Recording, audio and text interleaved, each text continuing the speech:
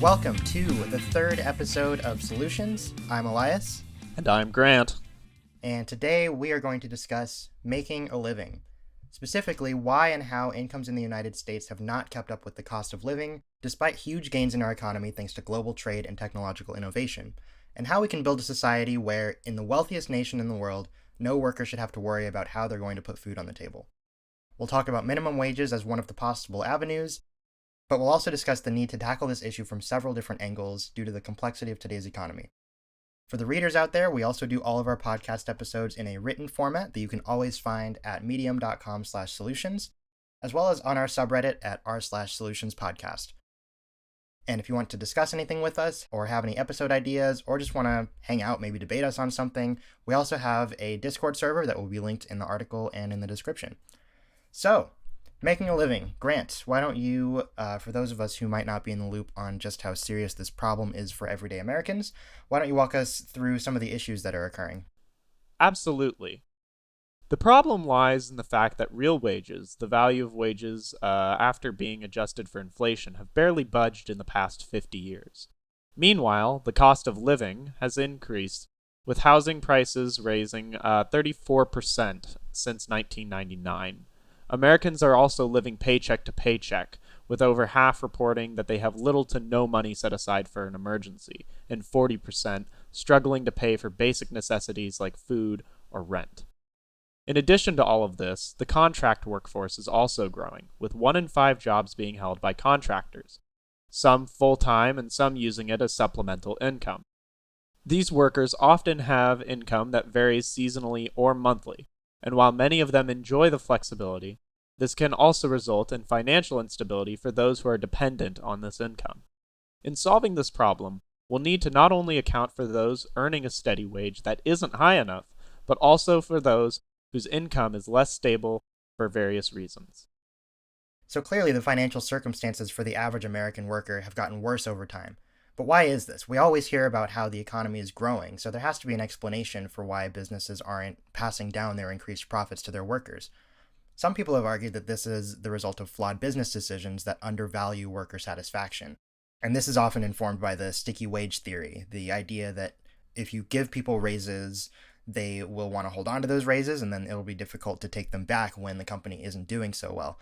And there's a Forbes article that we've linked in the article that talks about how this economic theory has influenced a lot of business decisions for decades, but how the theory actually has some flaws and doesn't take into account the fact that greater worker satisfaction often results in increased profits. But in addition to executive decisions, there are economic factors that play into wages.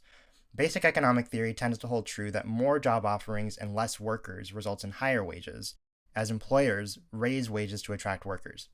So, inversely, when there are less jobs in an area and more people willing to work, employers have no incentive to make their job offers enticing. The most extreme yet increasingly common example of this is when there is one company in an area controlling the entire job market.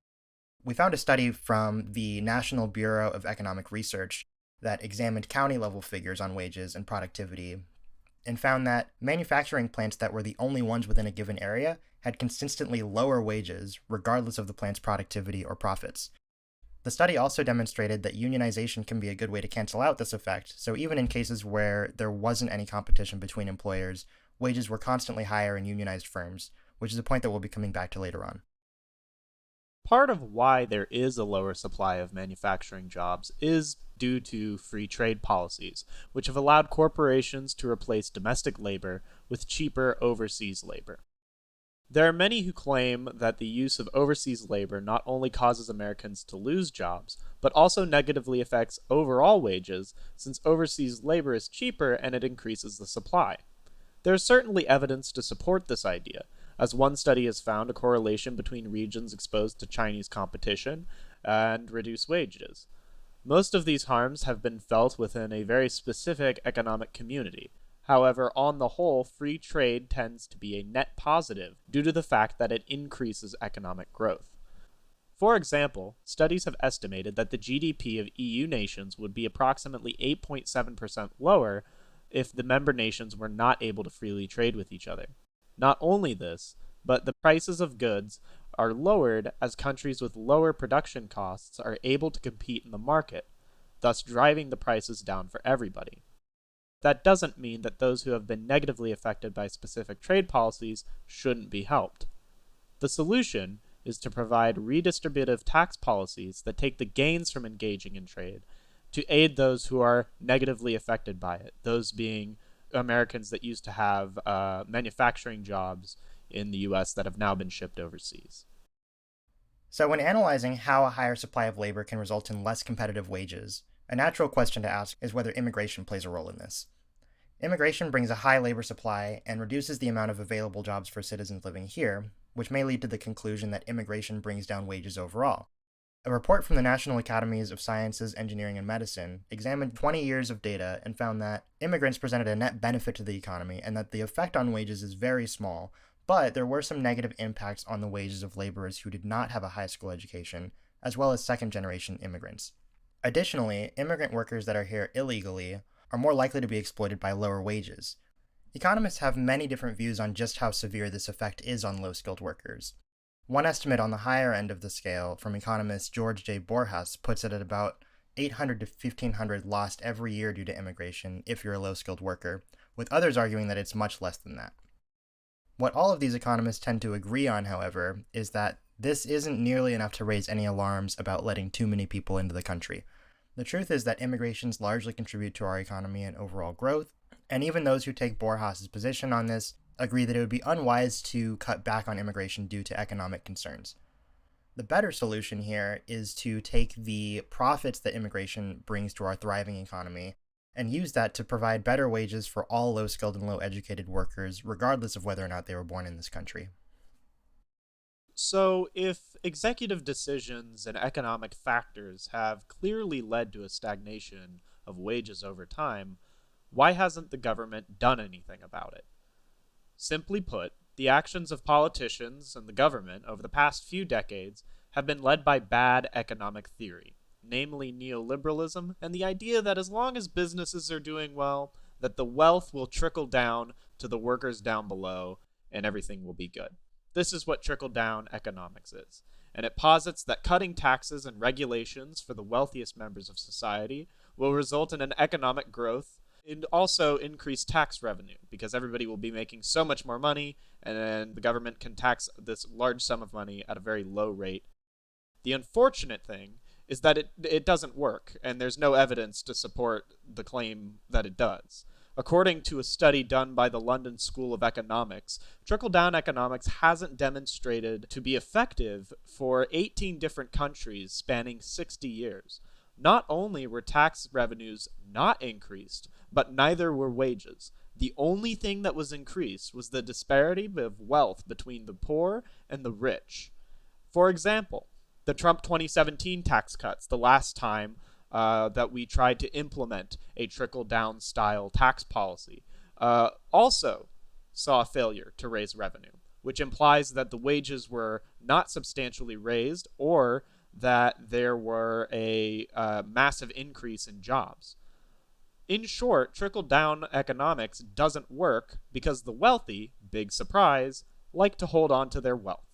Despite this, trickle-down economics has been the dominant economic theory for the past few decades, and only recently are mainstream economists beginning to acknowledge the flaws of this economic policy. So, in summary, the crisis of wage stagnation can be traced back to bad business decisions, a lack of jobs, and a lack of government willpower to fix the issue, thanks to being led by bad economic theories like trickle-down. The United States has fallen massively behind on this issue for decades, and it's time for policy to catch up with reality. So next we're going to look at whether raising the minimum wage is the answer to this problem. There is quite a bit of debate in this country regarding whether or not it's a good idea to increase the federal minimum wage. Most recently, Democrats attempted, unsuccessfully, to pass an increase of the federal minimum wage to $15 an hour in their most recent COVID-19 relief package. Were this to have passed, it would have raised the wages of approximately 27 million workers, according to a report by the Congressional Budget Office. This same report also claimed, however, that the raising of the federal minimum wage would also decrease employment as much as 0.9%. This specific claim, as well as other claims regarding the raising of the federal minimum wage, having a significant negative impact on employment have been challenged. Professor of economics at the University of Massachusetts, Arendrajit Dube, makes the argument that the same CBO report also admits that the income gains from the minimum wage increase would outweigh the reductions in income from job losses, which demonstrates that the value of higher paying jobs would more than compensate for the less significant increase in unemployment. Dube argues, citing research that he and other colleagues published in the Quarterly Journal of Economics, that the increase of minimum wages on a state level have had no significant effect on unemployment in 138 cases of minimum wage increases from 1979 to 2016. While there was a decrease in jobs below the minimum wage relative to states that did not raise their minimum wage at all, there was also an increase in the jobs at the new wage. Low wage job figures were not significantly affected, even when examining the most vulnerable group, that being of young, low wage workers with no higher education. This isn't to say that a raise in the minimum wage wouldn't possibly have a negative effect on employment, but Dube argues that the minimum wage would have to be raised to a value not yet seen. So if we wanted to raise the minimum wage to like $40 an hour, yeah, that would probably have a pretty significant effect on employment. But outside of that, in reality, where we're fighting for $15 an hour, not quite. So, a lot of different studies mention the disparity in how this affects different regions of an area. How, like, a $15 minimum wage in one area might not be the same as the same type of wage in a different area. And so, there was actually a UK study that we looked at that examined national minimum wage increases. And it found that in the UK, the North had a harder time absorbing the costs of increases than the South. While the study did say that overall employment levels were barely affected, and it does acknowledge the gains that the national minimum wage has for low-paid workers, it also encourages governing bodies to consider the effects of raising the minimum wage on more vulnerable regions within the nation. So clearly, this concern is based in some kind of real phenomenon that we should be taking into account, but what we need to examine further is how serious these losses would be in the United States. So, for this, we looked at a UC Berkeley study which aimed to assess the effect of higher minimum wage on overall employment using a figure known as the relative minimum wage ratio. Now, this ratio compares the minimum wage of a given area to the median wage of that area. So, the lower the number is, the larger the discrepancy is between the minimum wage and the median. The federal relative minimum wage today is 0.36, the lowest of any industrialized nation in the world. Increasing the federal minimum wage to $15 an hour would take that value to the highest of any industrialized nation, being 0.68. In states that currently have low median incomes, such as Mississippi, this ratio could be as high as 0.85%. While this ratio is unheard of at the state and federal level, it isn't unheard of at the county level, where this value can be as high as 0.82. Examining data on a county-by-county basis, the researchers were able to determine that the minimum wage increase decreased poverty and increased wages, but never really had a significant impact on employment. Any harms that would be felt would likely be made up for by the increase in incomes, as we established earlier when we were talking about the CBO report. So, the thing that's important to remember about economics and economic studies is that there are a lot of different variables, and it can be difficult to draw general conclusions when you have lots of data. So, like we talked about the UC Berkeley report that said, the negative impacts are minimal. You had the UK report that looked at the differences between the different areas and how some areas could be negatively impacted more than others. However, when we look at the plurality of the data that has come out, and there's been some recent meta studies that have attempted to pull all of this together, what we find is that the losses would most likely be insignificant compared to the gains made with regards to overall wages and poverty reduction. Additionally, a crucial aspect of minimum wage policies and how they are typically implemented is that they would be done gradually over the course of years in order to adjust for sort of the shock that happens in these more rural and less developed areas where the wages are lower. And so perhaps one option to avoid shock could be to allow each municipality to raise the wages at their own pace. Furthermore, any potential unemployment that could come from this could be mitigated through further policy that increases jobs. Every economic policy is going to have its positives and negatives, and while it's wise to have caution, of course, there are also situations where action is long overdue and something must be done. We believe that everyone deserves a livable wage, and that raising the federal minimum wage to at least $15 would go a long way towards achieving that. Despite a federal minimum wage increase gaining popularity in recent years, we know from recent attempts, such as we discussed before, the Democrats being unable to pass a $15 an hour minimum wage, we know that this is an incredibly politically challenging task. And people need a solution right now. We need to increase wages pretty immediately. So, for this, we've come up with a couple ideas that don't require federal legislation, but can still help raise the wages. A good example of this would be state and local minimum wages. In particular, blue states and in blue cities with thriving economies, many organizers have had success raising minimum wages non federally. 7 states, as well as Washington, D.C., have legislation in place to raise the minimum wage up to $15 an hour within the next few years.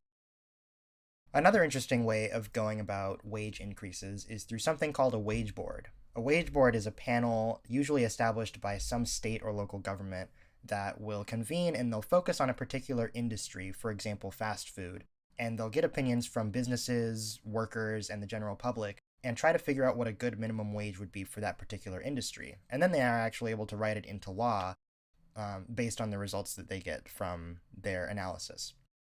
Most recently, this was practiced by Governor Cuomo of New York State in 2015, who prior to this had failed to enact a statewide minimum wage of $15 for all workers, so he decided to use this method to see if he could raise wages for fast food workers, who make up a significant portion of the population there. 3 months after the board was established, they decided to agree on a $15 wage as a reasonable amount, and the law was put into place. And then 3 years later, $15 for fast food workers became $15 for all workers. And of course, both of these were established to be raised gradually over time. Another big factor of wages is unionization. Unionized workers earn, on average, 13.6% more than non-unionized workers. This varies widely by demographic. Men on average see a 17.3% premium, and Black and Hispanic workers see 17.3% and 23.1%, respectively. And yet, union membership is half of what it was in the 1980s in America, sitting at a measly 10.8%. Part of this has to do with the fact that the current fastest growing sectors are ones that happen to have never had high unionization rates. However, this decline also dates back to the Red Scare policies in the 20th century that undermined unions based on accusations of communist affiliation. But now that we're in a new era where unions have 65% of public support, the highest it's been since 2003, now may finally be the time for unions to flourish. In the written version of this podcast, we've linked a great article by Dylan Matthews where he lists off some things that Europe is doing with their unionization that is very successful that the United States could possibly borrow. And one of those is negotiating at the sector level rather than at the business level. So instead of organizing with your company, you'd be organizing with, say, all programmers in an area or all fast food workers or something like that. And so he lists a ton of ideas that I thought that I had never heard of before and that I think can be very successful. Another way of potentially raising wages would be targeted minimum wage policies. For example, establishing separate minimum wages per county at the federal or state level, and then tying that to a percentage of the median or living wage in any given area, or on a per industry basis. These would have the possibility to be more flexible, more politically viable, and more in line with economic variation between different industries and locations. And then another way that we can increase wages would be to increase the number of jobs, because as we discussed earlier, basic supply and demand theory holds true for the job market. When there are more jobs in an area, competition drives wages in favor of the workers.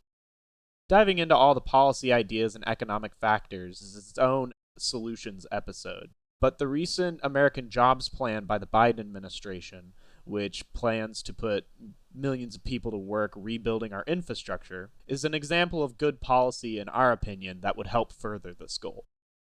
So clearly, raising wages is very important and could go a long way towards ensuring financial security for many Americans. However, there are a few reasons that this isn't the end all be all solution. Firstly, not everyone who works earns a wage. About 36% of workers, and growing due to companies like Uber, TaskRabbit, and Postmates consuming a chunk of the job market, are part of the gig economy, and many earn their primary income through contracting and/or freelancing. These people need an income that they can live on just as much as anyone else, and wage policies don't do much to help them. Secondly, it's important to remember that labor is a business expense, and while we can debate about which industries can afford to pay a living wage and whether or not this burden is overstated, everyone can agree that businesses have an interest in keeping their expenses to a minimum, and therefore will almost always fight tooth and nail against enforced wage increases. But even if a higher wage does get passed, we have to remember that $15 an hour, which is equivalent to about $25,000 annually, is just not enough for most people to live on. In fact, the annual cost of living for a family of two ranges anywhere from an average of $40,000 in some states to over $65,000 in other states. And of course, even within those states, there's going to be a lot of variance depending on what area you're in. But sometimes you need to be in a certain area in order to find any jobs. Many economists believe that the problem of low wages and the volatility of the job market are something that can only be addressed long-term through a basic income policy. An example of a basic income policy that's garnered quite a bit of popularity as of late is Universal Basic Income, a program where every adult citizen gets a paycheck from the government that covers their expenses, living expenses, unconditionally. Many have brought up reasonable concerns about the cost of such a program, saying that if we simply multiply Andrew Yang's $1,000 month proposal, for example, by the number of citizens, we'll get an estimate well into the trillions. This is known as the gross cost. However, factoring in citizens who are paying more into the program than they're getting, we can arrive at the real cost. There are several ways to calculate this, because there are several different ways to implement a UBI. What kind of taxes do we fund it with? What programs does it replace? How much do we give everyone? The answer to all of these questions vary depending on who you ask. What's clear is that the most reasonable way to fund such a program is through high taxation on high income and perhaps middle income people. If the benefits and tax payments are a part of the same transaction, this is known as a negative income tax. Here's how a negative income tax would work. Anyone earning $0 of income gets a certain amount of money, let's say $16,000 a year, and let's call this the minimum threshold. As the income being earned increases, for example, if you were to get a job, the tax benefits start to taper off. And eventually, once you earn a certain amount of income, now instead of receiving benefits, you start paying into the system, so it just basically becomes a regular income tax. The rate at which this tapers off is called the marginal tax rate. So at a marginal tax rate of, let's say, 50%, you would lose 50 cents of benefits for every dollar that you earn. The cost and benefit of a negative income tax varies depending on what these two variables are, the minimum threshold and the marginal tax rate. A paper published by University of Michigan in 2015 offers some examples of what these two variables could be set at, and it also analyzes a ton of different effects of this policy. One of the proposals, which would get all citizens, including non-workers above the poverty line, would require about $219 million in tax revenue. Now, this sounds like a lot, but it could actually be covered entirely by eliminating redundant programs that would no longer be needed, such as housing aid, school food programs, earned income tax credit, and things like that. However, the cost of living for an average family of two is about 3 to 4 times the poverty rate, depending on location. So for this article's goal in particular, since we're not just trying to cover the poverty line, we're trying to cover the entire cost of living, the tax would need to be much more generous. One of the other proposals placed the minimum threshold at 133% of poverty and had a 33% marginal tax rate, and that one would cost about $635 billion, but it would successfully put most working Americans above or close to the amount that it costs to live. So clearly, negative income tax could have a very high cost, but it is a solution that could reach our goal of ensuring financial stability for everyone. One potential concern about this, other than cost, however, is the potential disincentive to work. And this is something that comes up whenever people talk about any sort of basic income program, is that if you have a paycheck that is substantial enough to live on every month and you're not doing anything to earn it, then why would you get a job? However, most basic income experiments that have been tried so far haven't shown any significant loss of employment, which implies that other motivations, such as a desire for additional income or an enjoyment of work, tend to keep people on the job whether it's required for them to live or not. We can't make strong conclusions based on this evidence, however, because it's important to remember that all of these experiments were temporary, and therefore people did know that they'd have to stick with their jobs long term. So that could have provided an alternate reason that they stuck with their jobs. So clearly there are caveats when you factor in the cost and the potential disincentive to work, but I would argue that a negative income tax is absolutely worth considering. Alternatively, a cheaper yet similar solution would be to take advantage of a currently existing program, expanding the Earned Income Tax Credit into a cost of living refund. Currently, the EITC provides a tax refund that tapers off with income just like a negative income tax, but specifically goes to working citizens instead of all citizens, which, for the purposes of this episode of Solutions, is perfectly fine. It also mostly goes towards families with children, although Biden's COVID stimulus bill does expand benefits for childless individuals this year.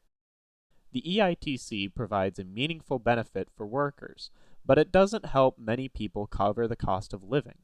If it was expanded to similar rates as the negative income tax and was paid out monthly, while still having the same qualifications of income and household size, it could, theoretically, be an incredibly effective solution.